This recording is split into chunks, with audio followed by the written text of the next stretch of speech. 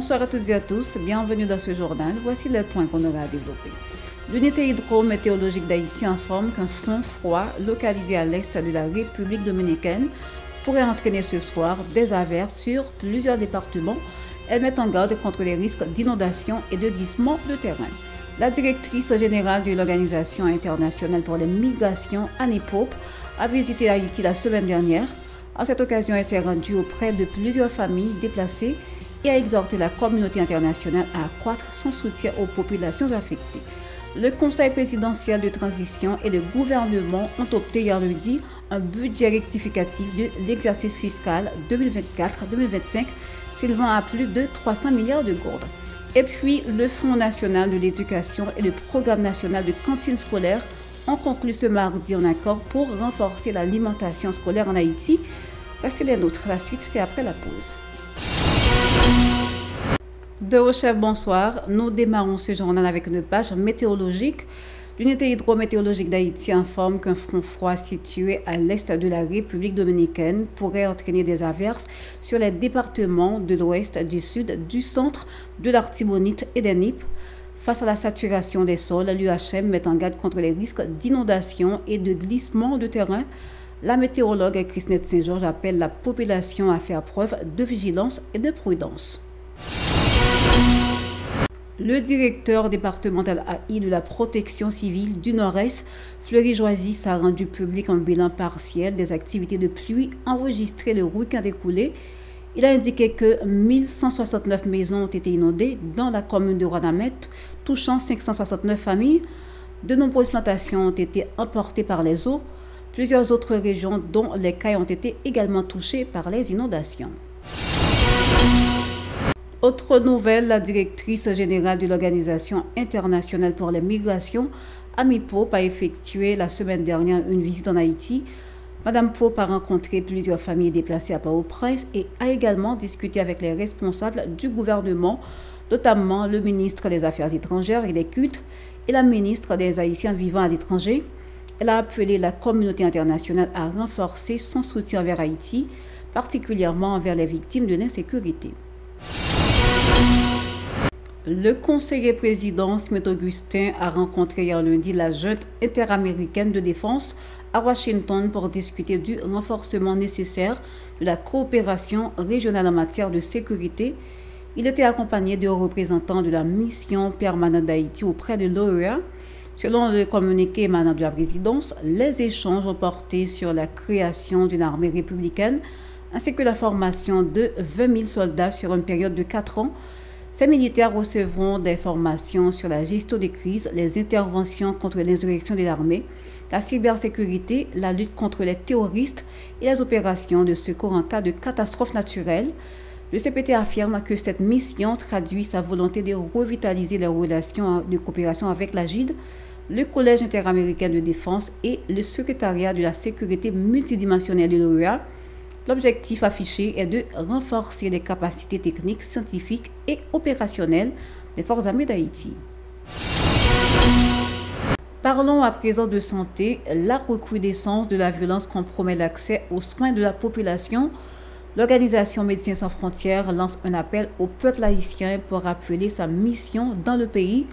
MSF précise que son action vise à fournir une assistance médicale aux populations dont la santé est menacée, notamment en contexte de conflits armés, d'épidémies, de pandémies entre autres, sans aucune discrimination.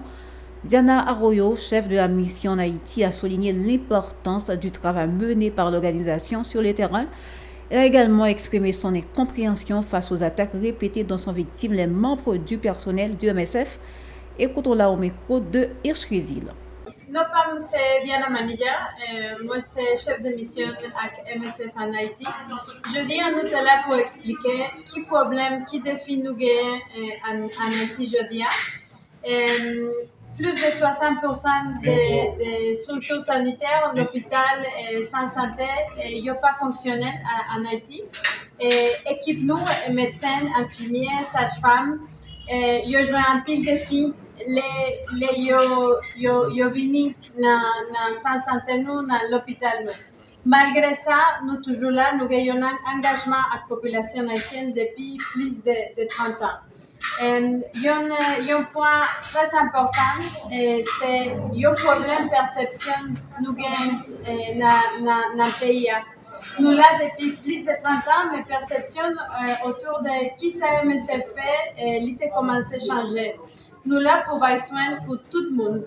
Nous pas demander qui ça y fait, qui moun yo yé. Ça c'est pas travail MSF. Nous là pour avoir soin pour le monde qui veut soins médicaux. Cependant, il y a une perception que MSF là seulement dans une zone contrôlée par les gangs, par les groupes armés. Et par ça, nous là pour soin pour tout le monde. Nous faisons clinique mobile tout dans la zone 15 nous faisons tout clinique mobile dans la zone Delma 33 pour nous qui déplacés. Alors, moi, demande tout le monde qui t'aime, je dirais qui t'aime MSF, aidez-nous pour améliorer la perception, pour clarifier que MSF là pour la population haïtienne. En politique, la plateforme politique Zami Peuple, lors d'une conférence de presse, informe avoir adressé une lettre à la communauté internationale pour fixer sa position sur la crise qui sévit dans le pays et annonce l'organisation d'une journée de mobilisation prévue pour le mercredi 16 avril. Le secrétaire général de l'organisation politique, Abel Loreston, affirme avoir dénoncé dans cette lettre l'incapacité du Conseil présidentiel de transition à répondre efficacement aux défis du pays, notamment en matière de sécurité et de crise humanitaire. Il appelle la population à participer massivement à cette journée de manifestation pour exiger le départ du CPT et le rétablissement de l'ordre dans le pays. Suivons-le au micro de Yasmine Sano et Marc-Ramel Auguste. La femme écrit CARICOM, côté qui nous dit, puisque il y a des dérives dans le pays, les gens qui ne sont pas capables de solution, résoudre le problème insécurité, misère, grand goût, chômage, c'est un an d'échec. Et nous disons que nous ne pouvons pas faire encore, ni secteur, ni parti qui voit, pas qu'à renouveler tête encore. Et dans ce sens, nous disons que la recommandation que nous faisons, nous demandons dissolution conseil présidentiel, gouvernement, Alix Didier Fils-Aimé, Taboula Rasa. Nous demandons pour qu'on ait un pouvoir exécutif bicéphale capable de restaurer l'autorité de l'État, assurer sécurité, vie et bien, peuple haïtien, planifier et définir un calendrier précis qui pourrait mettre des financements pour la sécurité de notre pays, pour organiser bon genre élections inclusives, transparentes en Haïti. Et combattre la corruption et blanchiment d'argent avec tous les qui volent, qui gaspillent l'argent de l'État. Pour que faire connaître la communauté internationale là, qui a échoué dans cette affaire, parce que c'est le monde qui te mettait. Dans ce sens, nous-mêmes, nous ne pouvons pas camper pour nous montrer force, nous, les Haïtiens qui ont bataille tout bout, demain mercredi 16 avril là, pour manifestation. Nous montons en foule et pour nous arriver à Pétionville. De Pétionville, nous allons seul pour que nous fassions une foule impact et immense pour nous descendre, pour nous arriver devant, final d'accueil, devant la primature. De son côté, Emmanuel Junior Boiron, membre de la plateforme politique, a qualifié d'échec les 11 mois du CPT à la tête du pays. Il a souligné l'aggravation de la violence dans plusieurs régions du pays et le dysfonctionnement de nombreuses écoles et universités, en particulier dans la région métropolitaine de Port-au-Prince. Suivons-le toujours au micro de Yasmine Sano. Après un an d'échec, nous saisissons la communauté internationale là, qui prend plaisir de supporter l'échec en un pays. Depuis ce CPTA, monté en un pays, il y a plus passé 40 massacres qui fait en un pays. Il y a 90% de monde privé ou public pas à l'école. Institution de l'État est dans marron. Université de l'État est tout dans marron, il pas fonctionné. La femme CPT n'a fait ça, a décaissé l'argent par-ci par-là, prend décision unilatérale. Eh bien, nous saisissons international là, par rapport avec nous saisissons international là, continuer à supporter la plateforme CPT ça. Nous-mêmes, plateforme politique, Zami Peuple, eh bien, nous dit, communauté internationale là, je dis à moi, regarde ça pour vous, parce que classe politique, d'Aïva Kwanti et Doupé et Papa Tourné ça, yo pas qu'à régénérer tête dans la classe politique ça. La communauté internationale là a Après 11 mois, après un an d'échec, je ne sais pas quoi nous avons prendre la famille à Valas, venir négocier sous table. Après un an d'échec, je ne sais pas quoi nous avons retourner avec Petite Dessaline sous table. Après un an d'échec, je ne sais pas quoi nous avons retourner avec Montana sous table. Plusieurs organisations telles que Remets la vie, Jeunesse présente, Horizon des jeunes et d'autres groupements ont rappelé ce mardi le rôle de la jeunesse dans la reconstruction du pays. Le porte-parole de l'organisation Ensemble Nous Pralé, Guito Sorel, a affirmé que la situation critique actuelle résulte des divisions profondes au sein de la société haïtienne. Il plaide en faveur d'une réforme politique visant à remplacer les acteurs actuels par des jeunes leaders compétents capables de porter les revendications populaires. Il a encouragé la population à se mobiliser contre le CPT. Suivons le micro de Sora Chama Joseph et Marie-Carmel Auguste. Je dis à nous qu'à constater que nous avons fait face à une insécurité généralisée. Et le pire des choses, ce n'est pas l'insécurité, c'est l'incapacité que l'État a gagné face à l'insécurité. Je dis à cette question que nous devons poser tête de comme haïtiens. Si vous avez une insécurité qui a pour une société conseille que l'État a fait silence, on demande côté vie pas mieux, côté vie pas nous toutes. Je dis à une grande bagaille qui existait que nous devons faire là, c'est pour ton solidarité. Parce que tout est fait ça que nous-mêmes nous prenons là. Tout est fait ça que l'État prend, c'est parce que solidarité suspend dans mi-temps. Je dis à l'union fait la force au slogan que nous gagnons, mais je dis à nous perdre ça. Je dis à c'est peut-être ça vient là. Pour me dire l'État irresponsable, racher, moi, que baïtéa. Nous pas seulement jeunes, mais nous sommes gens qui ont capacité, qui ont réflexion, qui ont morale, qui ont compétence dans tête dans le dossier pour que nous gérions le pays. Parce que la politique au pays n'est pas supposée d'amener n'importe qui. Parce que la politique, c'est la gestion de la cité. Parce que peu de monde dit nous ne pouvons pas faire politique. Pour qui ça? Parce que politique dans le pays, ça sont politiques sales. Mais je dis, si nous étions dit politique la sale à distance, c'est les gens sales qui ont toujours fait politique. Le pays a besoin de nouvelles figures politiques qui sont sous compétence avec le pays. Je dis, le pays a besoin de nouvelles figures politiques, des gens qui comprennent l'État. Tout bon vrai qui va porter les revendications peuple là aller. Je dis à nous-mêmes la jeunesse, je dis à peuple haïtien en entier, il faut que nous lever camper pour nous dire, à bas CPT salope ça, à bas Premier ministre incompétent ça. C'est peut-être ça, va tout faire appel de si Dieu veut. Pour une mobilisation populaire qu'a fait. C'est pour peuple haïtien prendre la rue, pour bloquer la rue, tout côté pour demander CVT ça, bail tête pays jeune. Pour nous prendre responsabilité, pour nous orienter le pays avant l'autre direction. Pour sa part, le président de la plateforme Jeunesse présente, Jean-Audelaire Jean-Baptiste, a exprimé son ras-le-bol contre ceux qu'il considère comme des détracteurs du pays.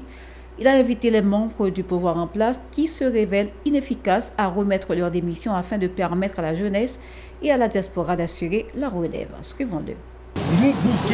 Nous bouquer avec l'insécurité, nous bouquer avec l'État couplon, nous bouquer avec toutes sortes de dirigeants qui prennent nous pour groupe émissaire pour que nous soyons capables d'enrichir poche. Je dis à nous présents pour nous manifester mécontentement nous face avec un ensemble de monde qui prend le pays en otage. Nous mettons nous dans la rue pour nous dire non, c'est assez, nous ne sommes pas capables encore. Et il faut que les gens qui non quand yo, moun qui dans zone de non-droit yo, moun qui pas aller dans nord, moun qui pas aller dans le sud pour que yo connaît pour yo passer à la caillou. Faut que pays a prend l'autre rail. Rail ça c'est un rail de développement, un rail pour que sécurité, un rail pour que la vie tout le monde capable de compter. Les rats ravager ensemble de côté là par rapport avec temps qui en pile la vie a tombé. Et bien nous pas de système sanitaire, nous pas de sécurité, et bien présence nous là aujourd'hui, nous prenons toute revendication ça pour nous dire non avec sorte d'ingérence gouvernementale ça. Nous dit non avec gouvernement neuf tête ça. Nous dit non avec un premier ministre ajoté qui pas connaît rien, qui pas aucune capacité morale. Et nous dit que non, nous-mêmes jeunes, c'est nous présents. Et nous sommes présents aujourd'hui, il faut que l'État prenne responsabilité. Et bien nous demander un départ ordonné pour tout le monde qui senti pas qu'à diriger le pays, pour la jeunesse, pour les femmes, pour la diaspora, diriger le pays, parce que nous-mêmes, nous ne sommes pas capables. Ouf de soulagement pour les bénéficiaires du programme humanitaire Parole. La juge fédérale Indira Talwani a officiellement suspendu à titre provisoire la décision de l'administration Trump de révoquer le statut légal des bénéficiaires de ce programme à partir du 24 avril prochain avant sa date d'expiration. Ce programme mis en place sous l'administration Biden concerne les ressortissants de 4 pays, Haïti, Cuba, le Nicaragua et le Venezuela. Il permet à des milliers de personnes de bénéficier d'un accès temporaire légal aux États-Unis pour des raisons humanitaires. Dans son ordonnance, la juge affirme que le manque de clarté entourant les motivations et les intérêts invoqués par l'administration actuelle pour justifier une telle décision. C'est ici que nous mettons fin à la deuxième sortie d'Info Pacifique pour la semaine. Merci à vous de l'avoir suivi. Restez branchés à la Télé Pacifique pour la suite de la programmation. Au revoir et à la prochaine.